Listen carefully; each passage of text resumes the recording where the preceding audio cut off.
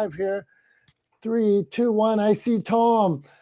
Feedback, where to go and who to trust. This is not the smartest guys in the room. I see my friend Tom Langan. What's going on, my man?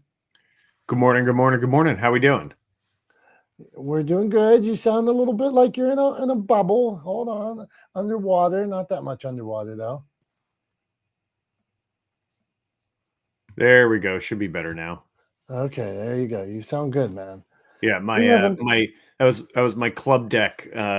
My club deck deciding that it wanted to mess around with the settings again. So I like that it never keeps any setting. That's to make you scramble at all times. Well, and what's crazy is like I know that, right? So out of habit now, every Wednesday before we go live, I check the settings. I did check the settings. All I did since then was I like closed out the house and then like reopened the house and like clicked back in to find the room. And in that time, it changed the setting again on me.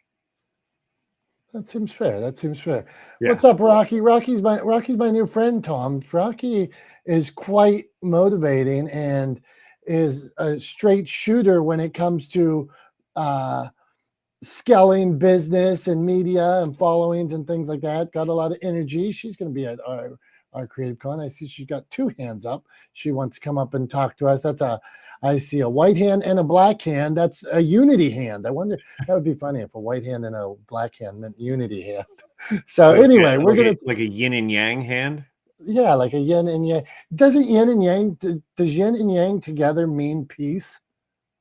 Well, I believe that it has to do with sort of balance, right? That the idea is that one side balances the other, that sort of opposites or differences balance out, right? And so it's not unity, it's more balance. But I mean, I feel like depending on the context, you're sort of splitting hairs. Like I think you can use it that way. I don't think anybody would be like, that's wrong. I mean, I don't know. Maybe they would. Maybe they get really mad at you and try to cancel you for it. I have no idea. Why don't you try it and find out?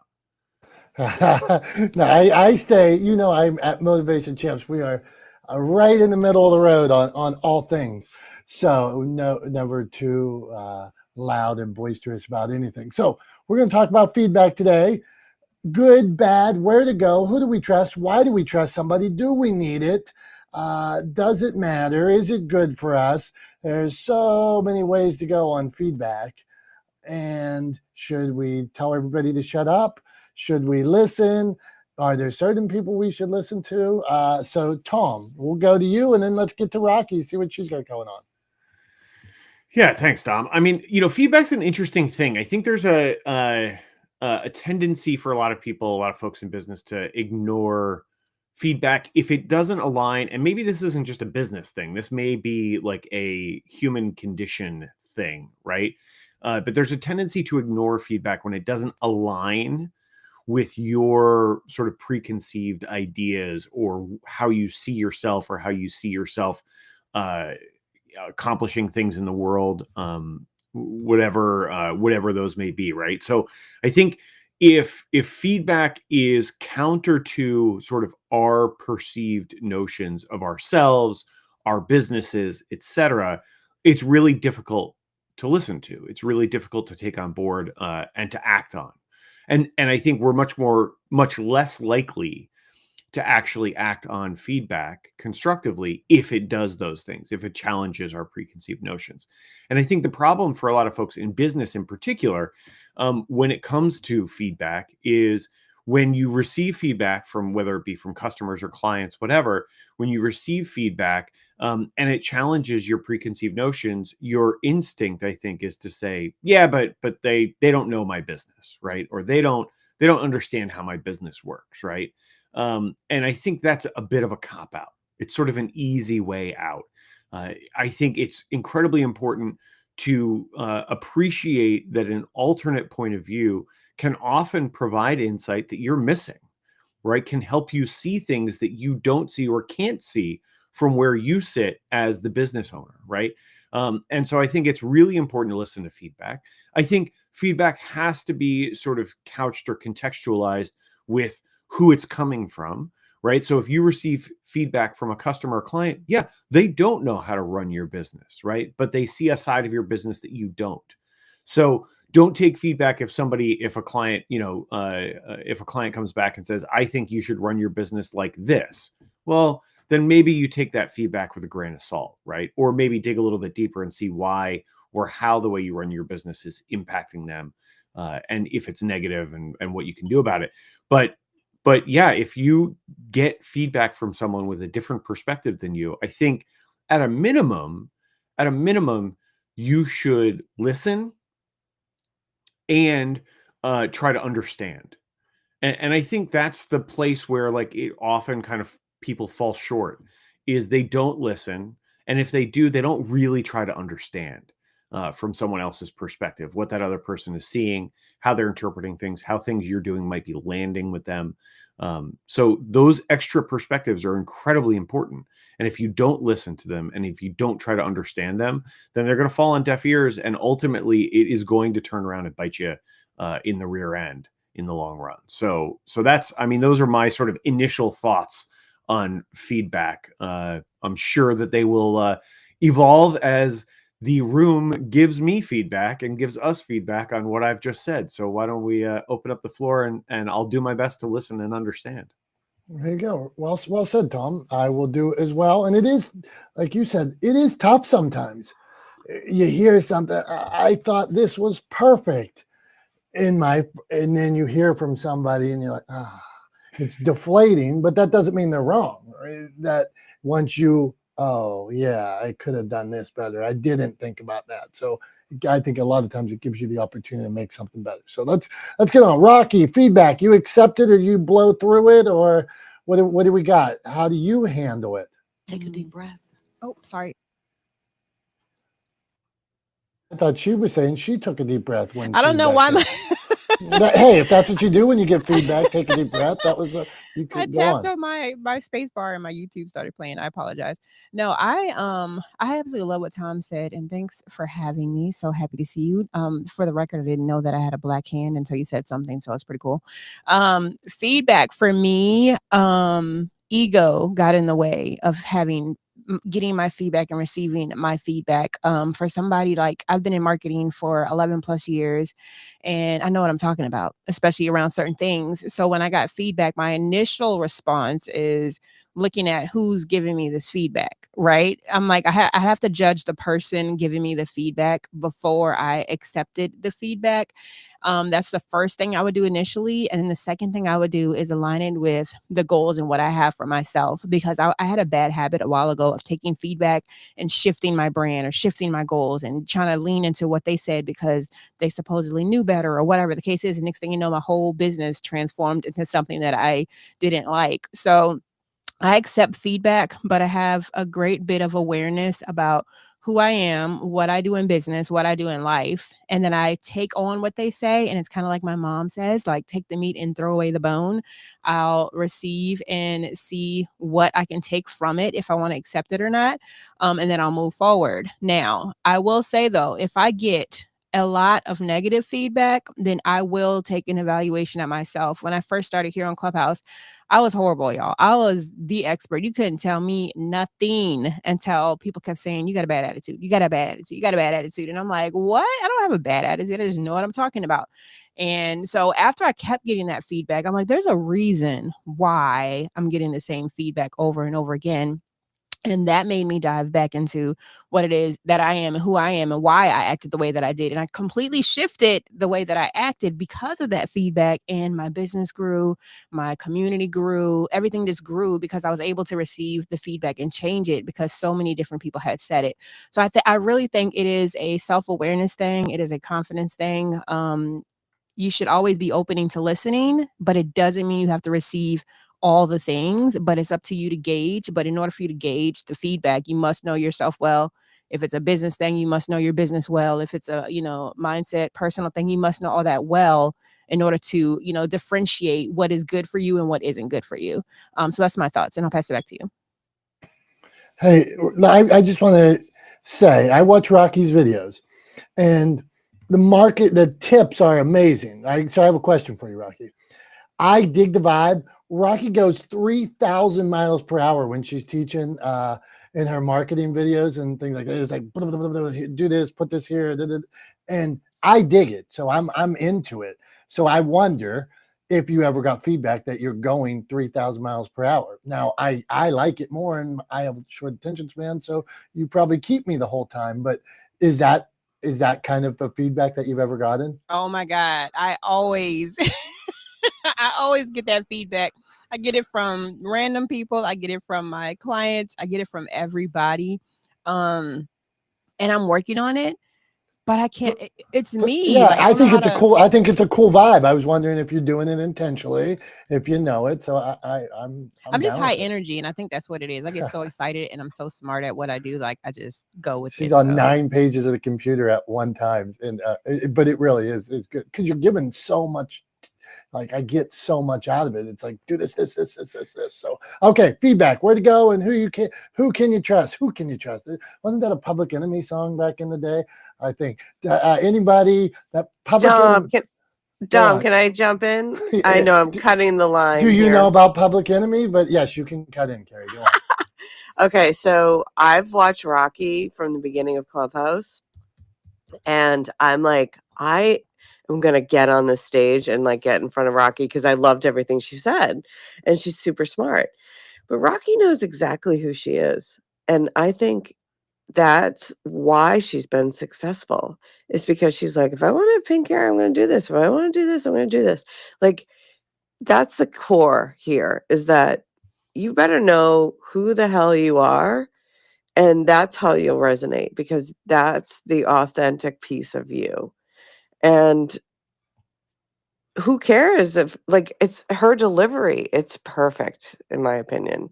And I think that's what people miss. They miss like being the real them, like the real who they are.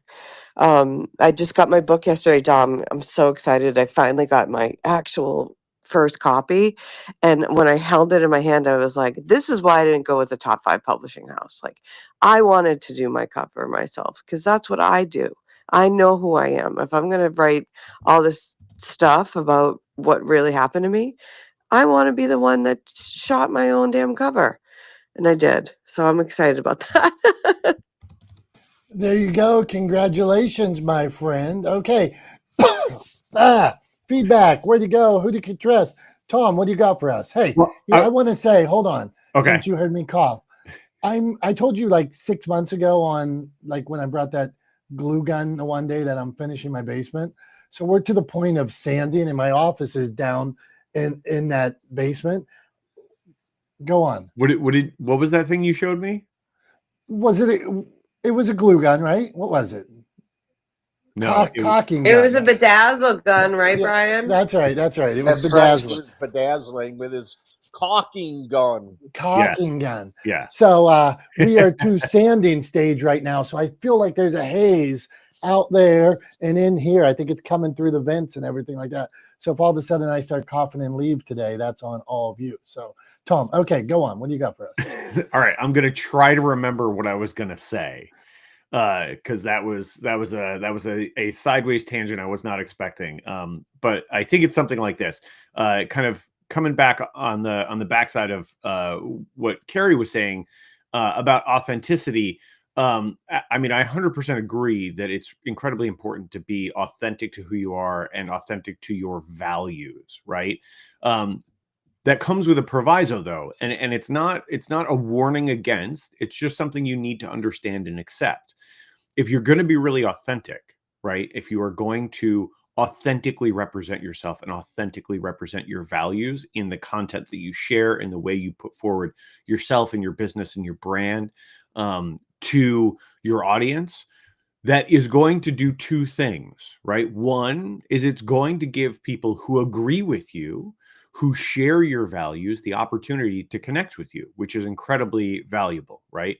From a human perspective and from a business perspective, it's incredibly valuable.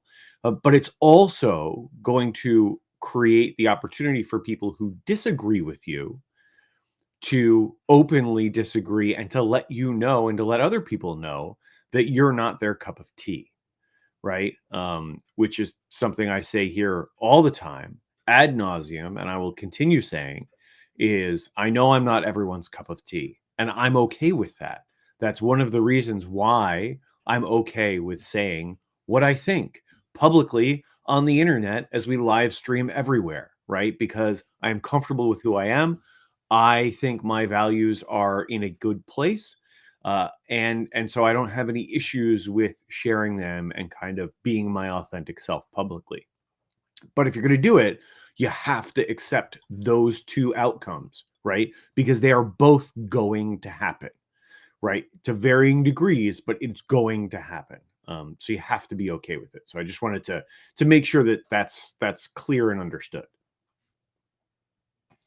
Good stuff. Good stuff, Tom. Okay, let's roll on to Mr. Brian P. Swift, who sometimes disagrees with Tom, and that's okay because this is an open forum and we accept disagreements. So right on, Brian.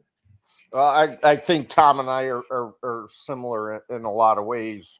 And I mean, if you don't disagree with your friends, then I don't know how I don't know what your definition of friend is, because you should be able to agree to disagree and come out of it sitting down having a beer or a cocktail and being okay with that. That's what life's about. Hey, Dom, with just a little construction advice. If you're sanding or messing with drywall, you should cover your vents upstairs or close them downstairs, because that drywall dust will get all over everything, and you have to wipe it with a wet anything, a mop, a towel. I'm telling you guys, if you can see behind me, Brian, I'm telling you, it's in my throat. I'm telling you, it's on all the pictures in my office. Yeah, it's on my computer. You should wear a mask, first of all, and I would cover the vents to your upstairs, or you're going to get it upstairs too. Damn you, Brian. Where were you? You are my friend. Where were you 4 months ago? Why didn't you tell me this preemptively? Oh, you were so busy just being you. So we'll get, but yeah, I'd still cover it up if you're not done. If you're done if you're done sanding, cover it up. Yeah. In Brian's defense, he was here 4 months ago when you were talking about your caulking gun, which you kept calling a glue gun.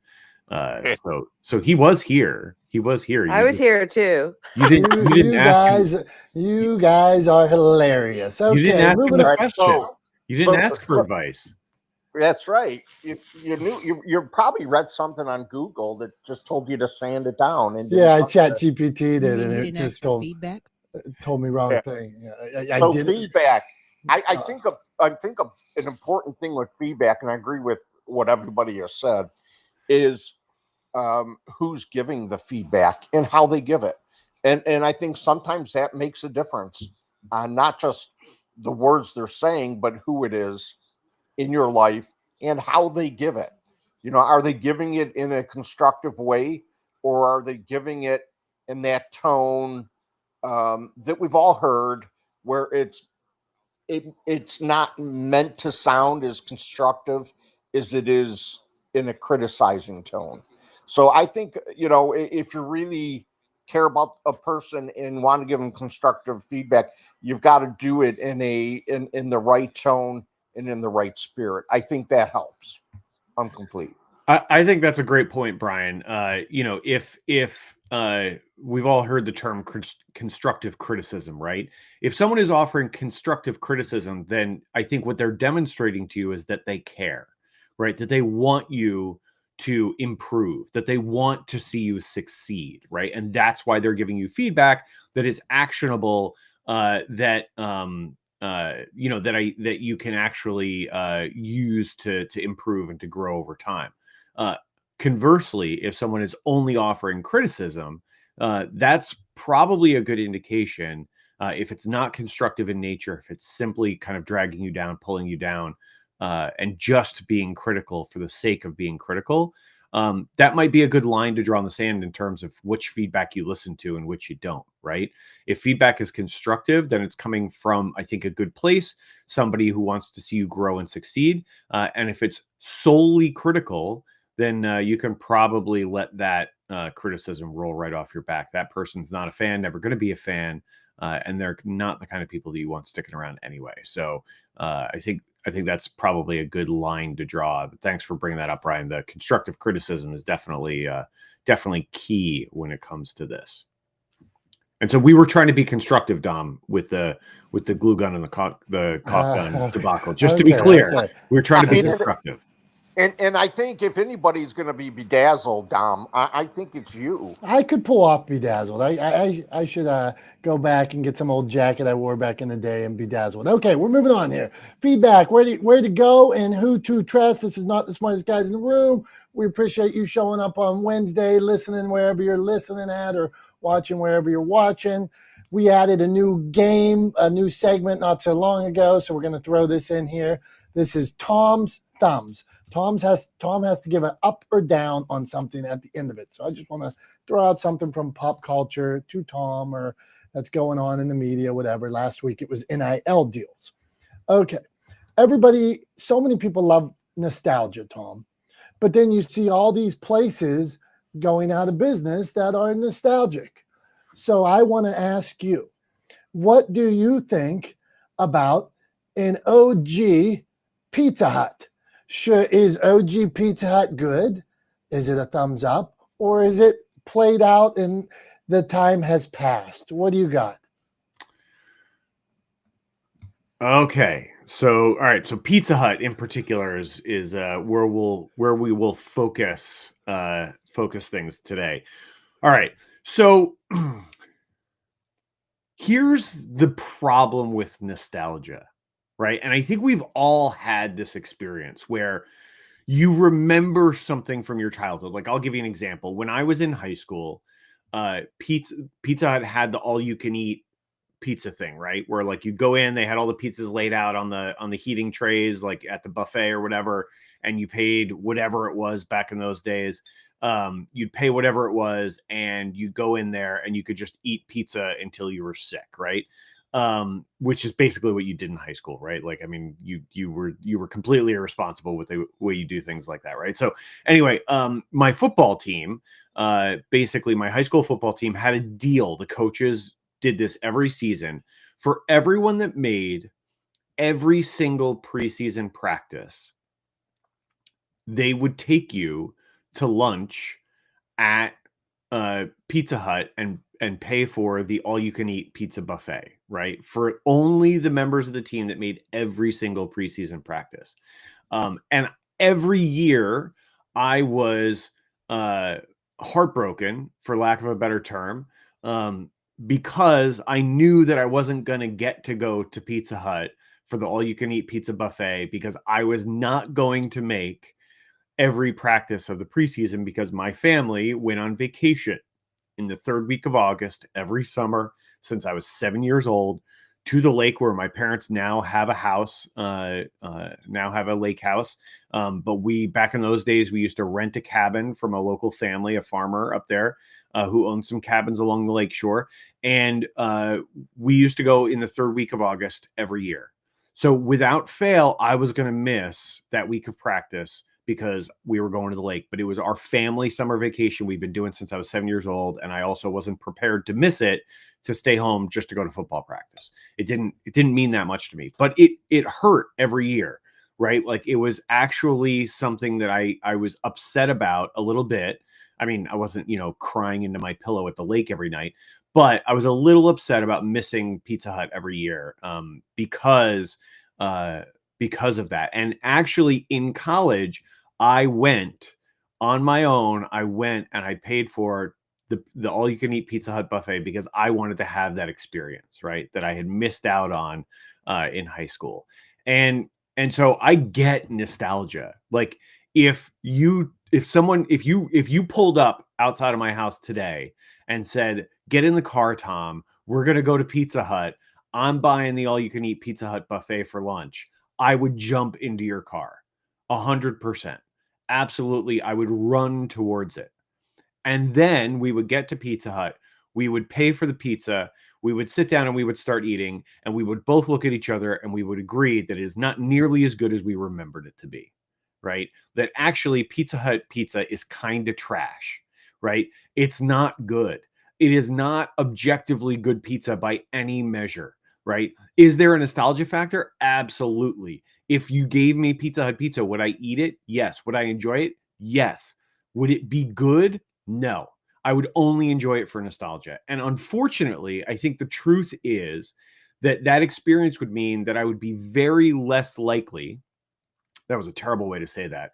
It would be very unlikely that I would go to Pizza Hut again, right? As a result.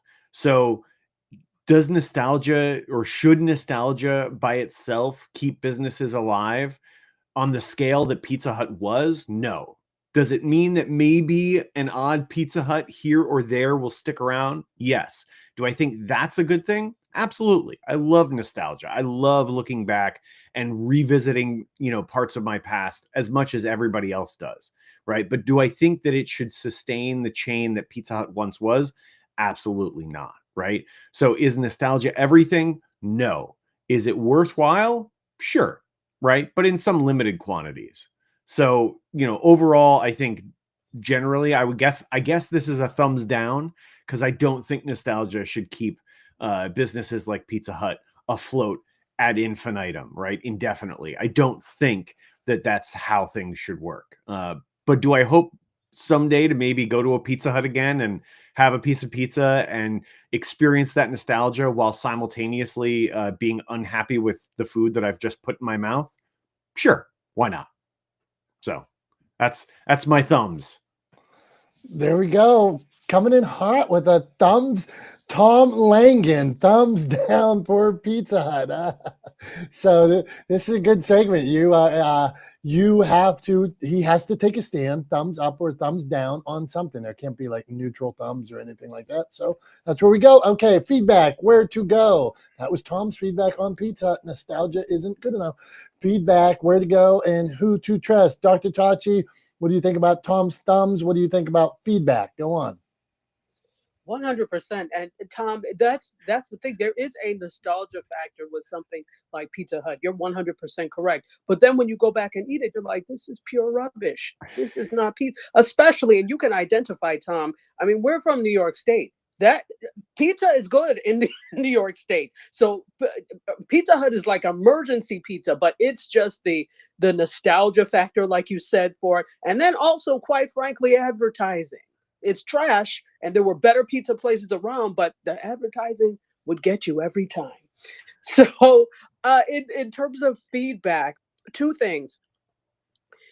Like Rocky said, in terms of when she gave the narrative of somebody would say something and she would change things around. I think it's definitely, as she said, it's the numbers of people too. If you notice there are many people saying the same thing or giving you the same feedback, then that is definitely cause for you to say, okay, well, maybe something needs to be adjusted. Definitely. But if it's one person saying something or two people saying something, I'm like, okay, this is two people out of all the people that can do that. At this point, what I need to do is survey people to see if this is actually the case for many people. Otherwise, it could be just those two people. So another good thing to do is actually take stock and survey people to see if this is actually a thing, if this is something that affects everyone, or is it just these one or two people? So that's a good thing.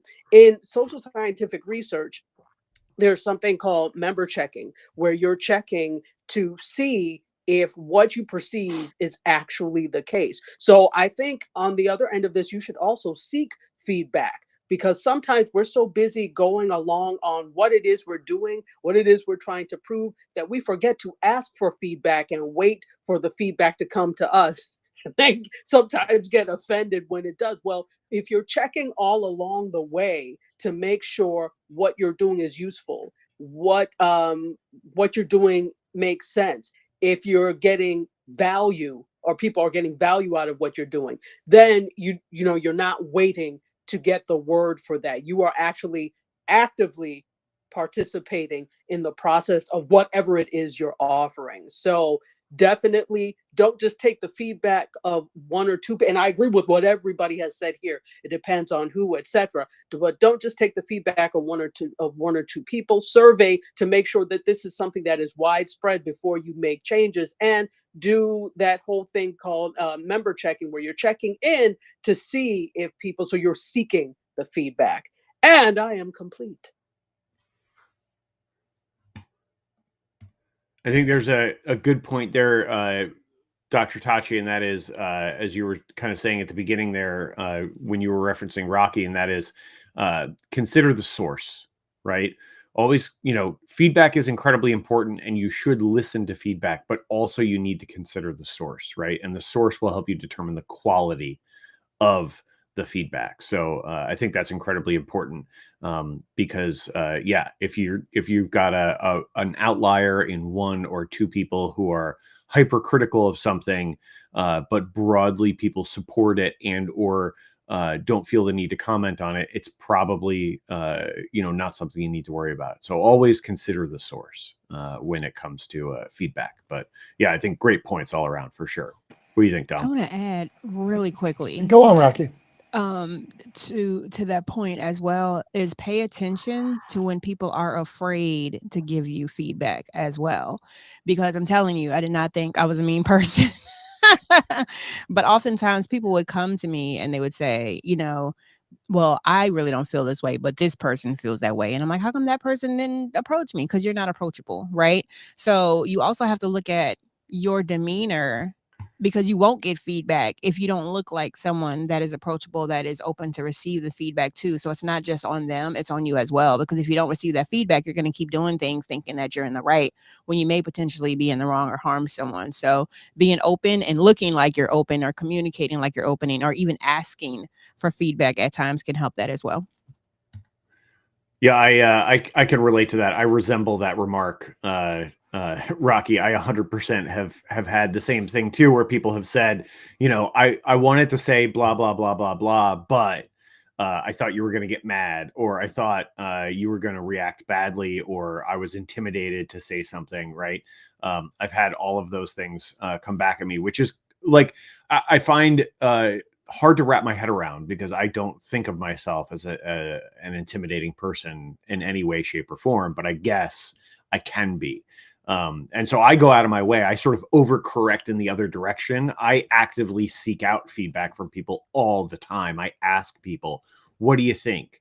What about this? What would make this better? How can we improve this? Right? Like, I ask people for feedback all the time, because I know that for some folks, I am not very approachable, or seem that I would not be open to feedback, even though I absolutely am. So, 100% take that on board. I've had the same thing happen to me, Rocky, and I think it's important to actively seek out feedback as well. So, yeah, appreciate that.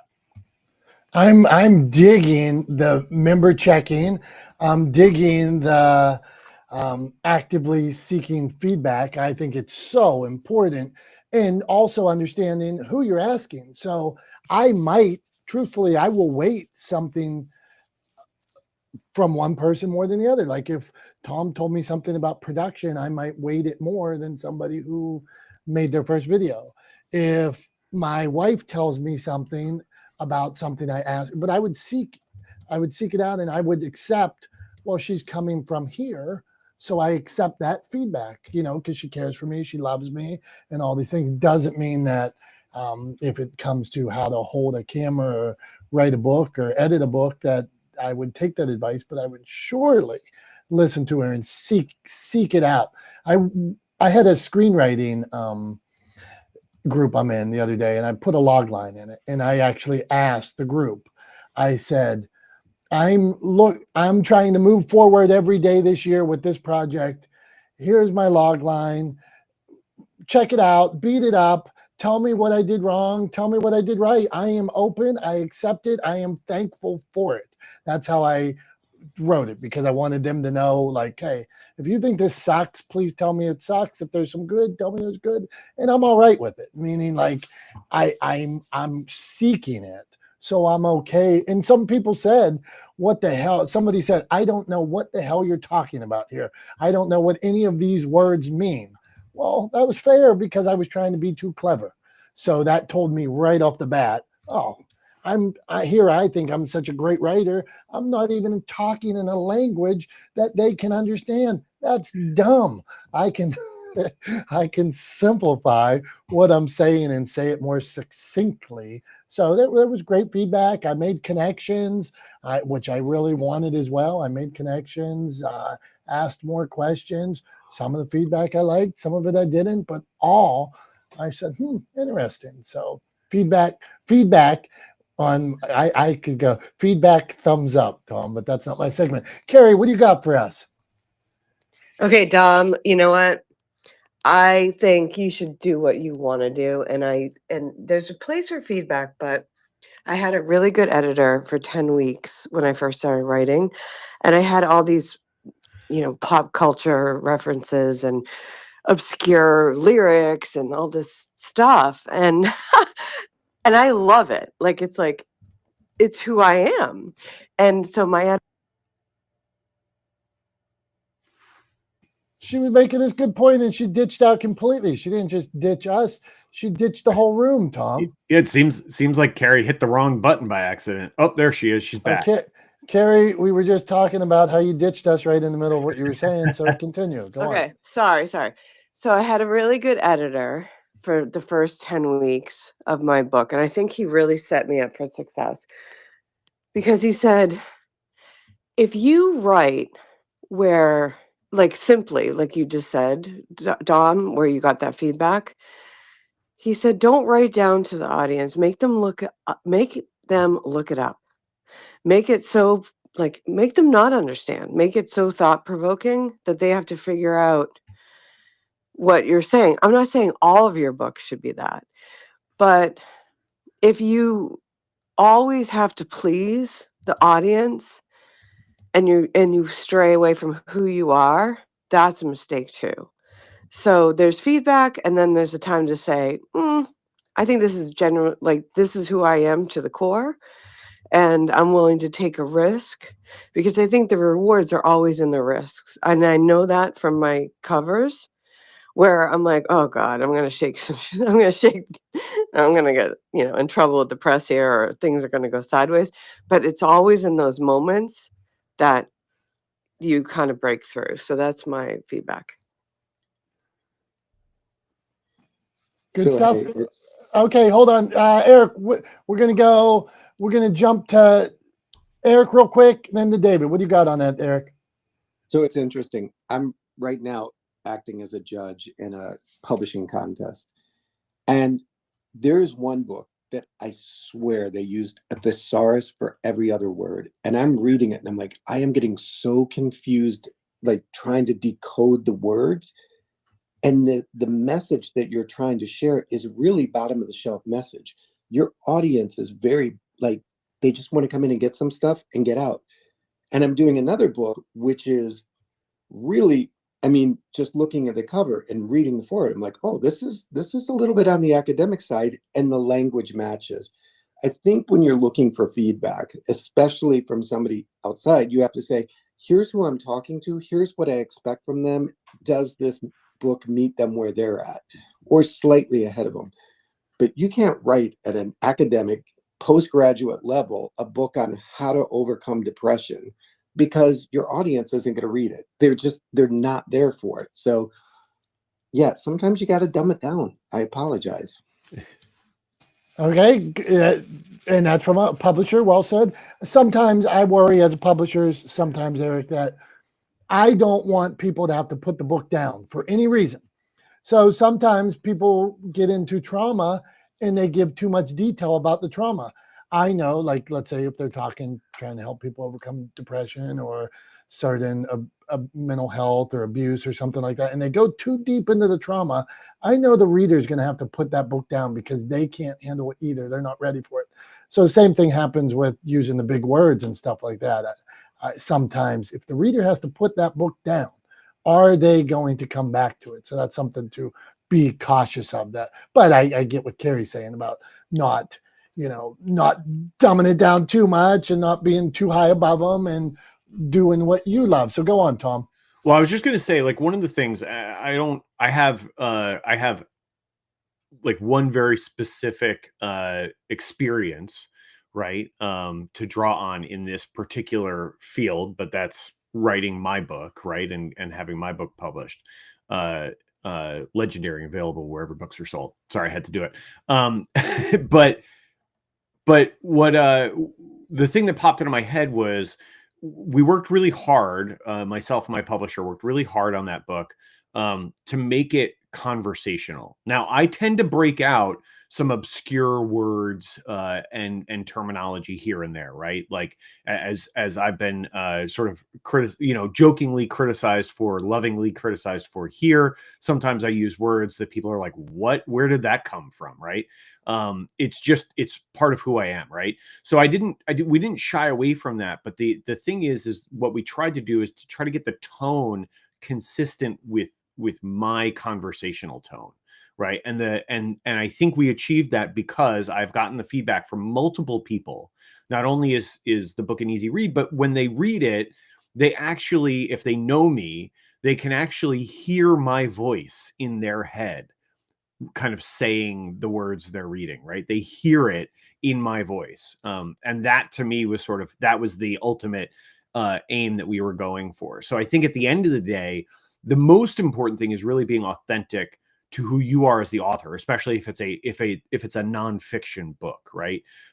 Being authentic to who you are as the author and making sure that you, as the sort of protagonist of the book, as the author or the person who's narrating it, essentially, comes through, right? That your character, your personality sort of shines through the written word, and that hopefully people will be able to hear you and hear your voice as they read the book.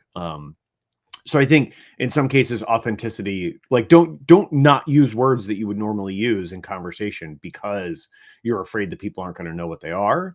I think if it's authentic to who you are, I say go for it. But again, like I said, as I sort of couched that,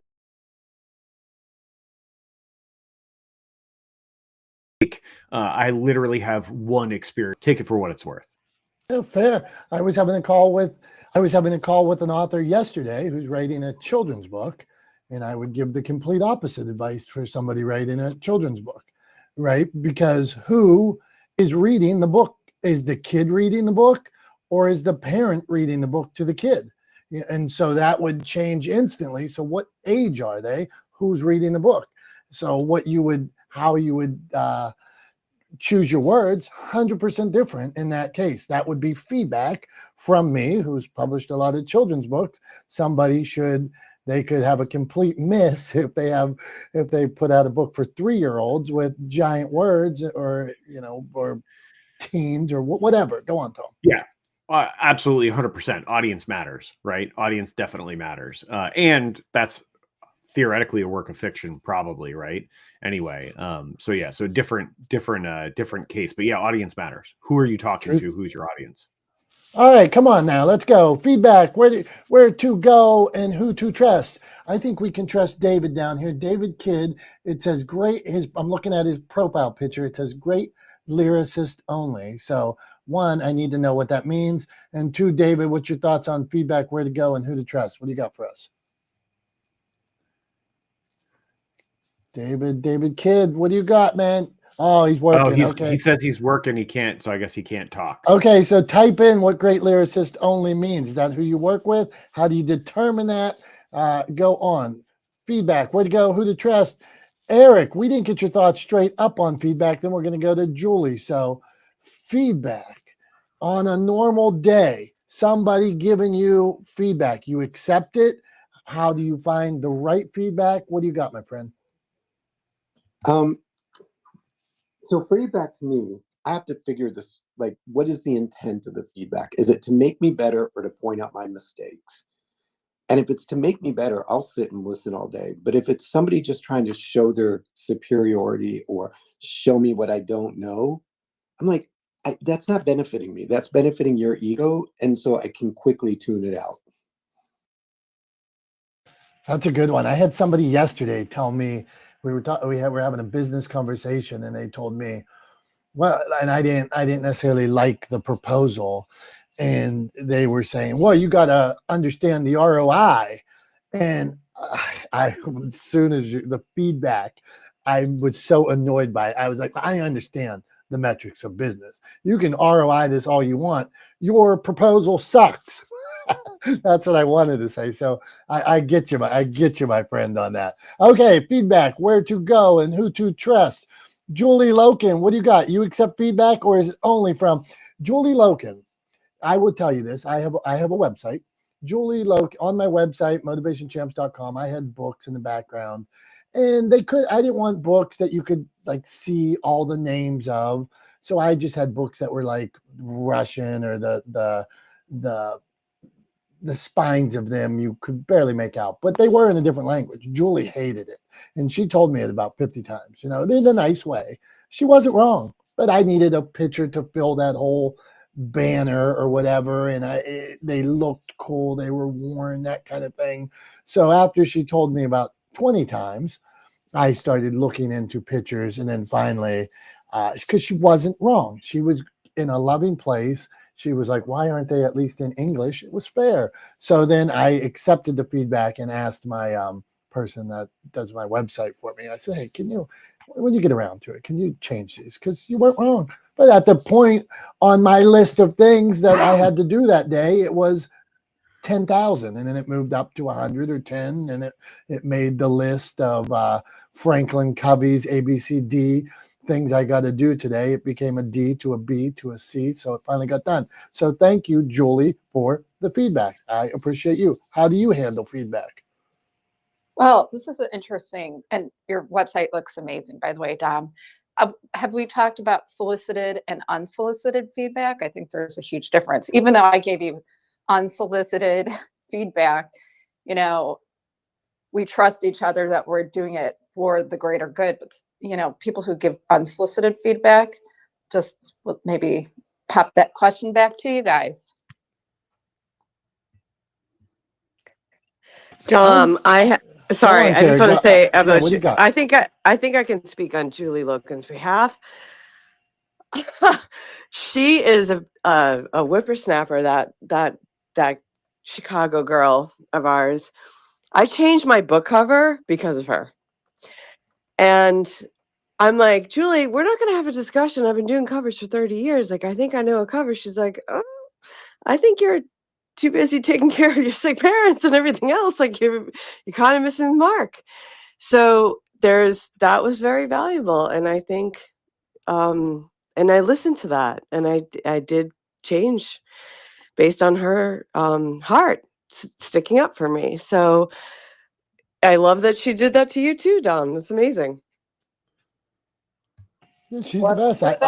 This could get me in trouble today, guys. So Julie is an equal opportunity offender. Yeah, there you go, Eric.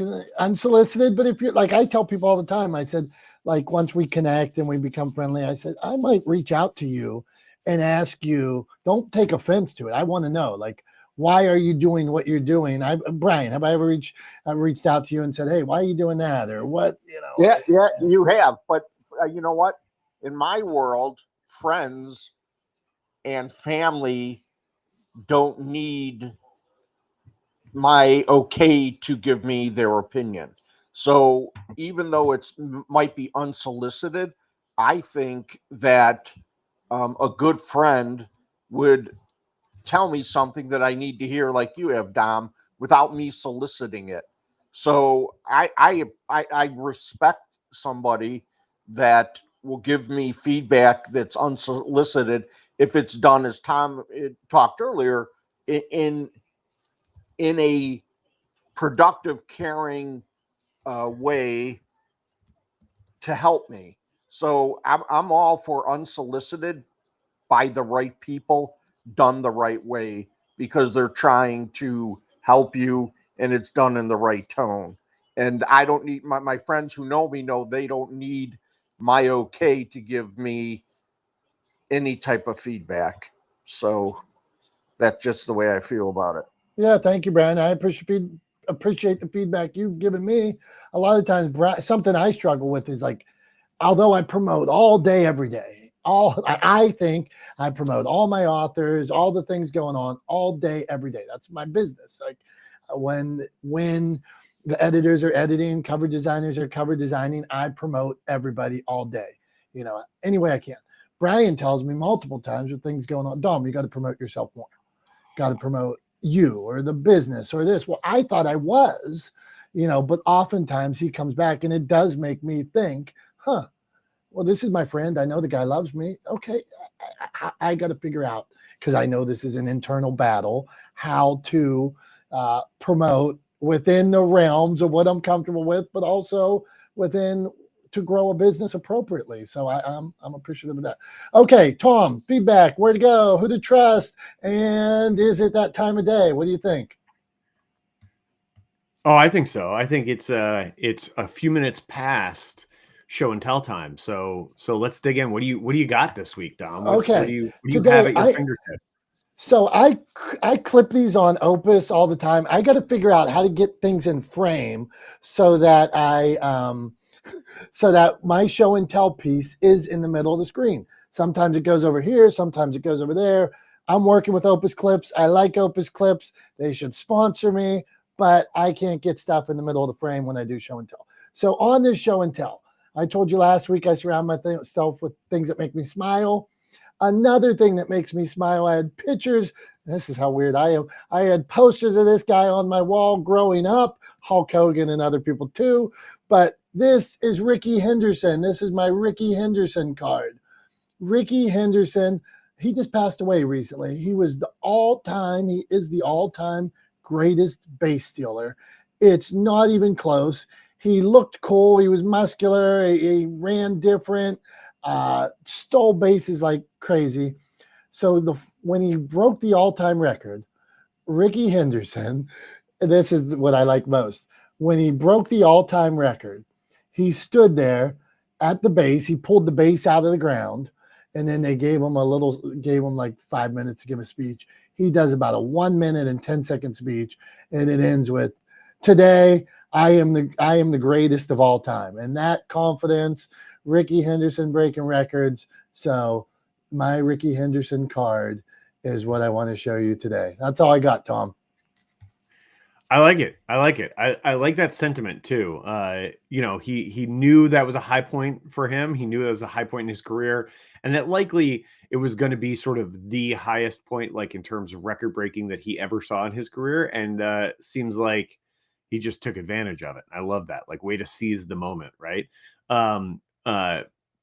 Funny anecdote. So like there was a kid I knew growing up, Andrew, who was huge into baseball and had a big baseball card collection. He and I became friends for a while in elementary school. And I wanted to like get into collecting baseball cards because he was so into it. I wanted to have what he had, right? I wanted to be excited about it the way he was.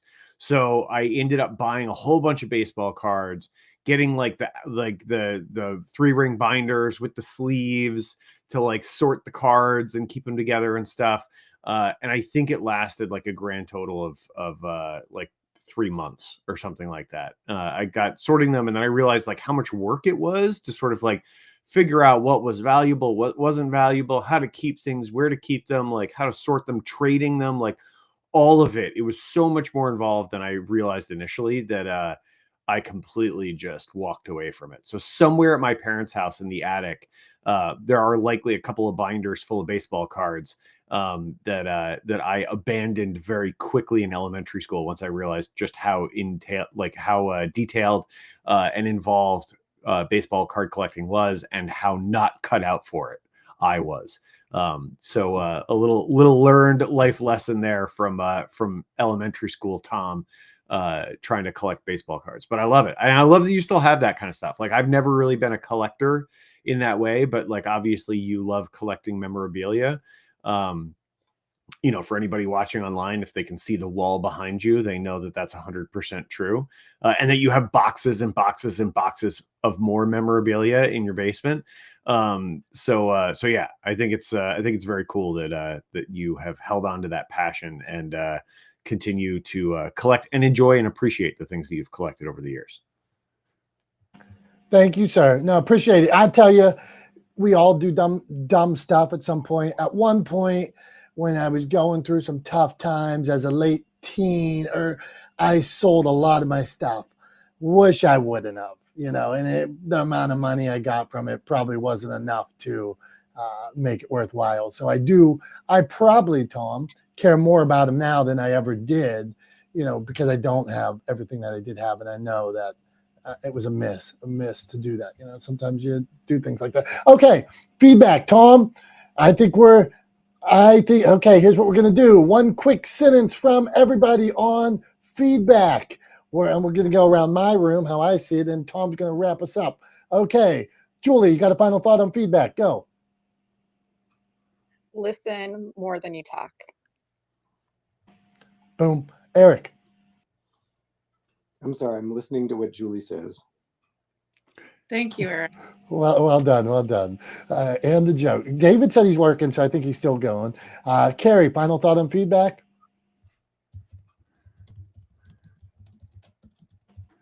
They're all listening, Tom. All listening more than they talk. So that's what Eric started this. Okay, Dr. Tachi, you can talk about hats or give us your final thought on feedback. What do you got? I like hats, but feedback is the way that you learn and grow. Otherwise, you're in an echo chamber. But beware of where the feedback is coming from. Swift, what do you got? Sometimes you have to be more interested than interesting. There you go, brother. I'll give mine is just don't be afraid of it. It can only help you. Tom, go on. What do you got, my friend? Wrap us up, Tom. Put a bow on it. Beauty. I am sorry. I didn't give the wrap up as much respect as it needed. Tom, with the special wrap up that only he does every week. What do you got for us today? Yeah, I like how you sort of couch that as like, oh, I didn't do my job of introducing this properly, when you and I both know that really what that was about was trying to like up the pressure a little bit on me to really deliver on the wrap up. So well played, as if you were trying not to shortchange me, but in reality you were upping the pressure. Appreciate it. Look, I think as everybody has alluded to, we've all talked about and mentioned at some point during the conversation today, feedback's incredibly important, right? But I think there's a few sort of provisos that you should take into account when it comes to feedback, right? I think Julie was dead right when she said, listen more than you talk. Absolutely, you should listen when it comes to feedback. The only way to take it on board to make it actionable is to listen to it, and to try to understand it. As I mentioned before, if you don't listen and you don't understand, you can't act. So in order to make feedback actionable and actually useful, you have to listen and try to understand. I think Dr. Tachi was also dead right when she said and highlighted the idea that feedback is how you learn and grow, right?